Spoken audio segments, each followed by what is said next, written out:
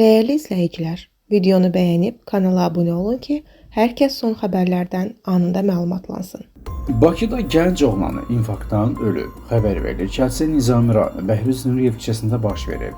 Dünən saat 13 saatlərində Lənkəran rayon sakini 2005-ci il təvəllüdlü şəxs 79 saylı binanın qarşısında qəfil vəfat edib. Onun infarktdan dünyasının dəyişdiyi müəyyənləşib. Araşdırma aparılır. Yaxınlarına əzizlərinə səbir diləyirik. Müğənni Fərid Həsənov ayrılıq qərarı aldığı bloger xanımı Dəniz Həsənov ilə barışıb. Xəbər verilir ki, Dəniz sosial şəbəkə hesabının məlumat bölməsində yenidən Fəridin adını qeyd edib. Xatırladaq ki, Fərid canlı yayımda bu haqda danışmış, ayrılıq qərarı aldıqlarını bildirmişdi. Onu da xatırladaq ki, cütlüyün bir övladı var.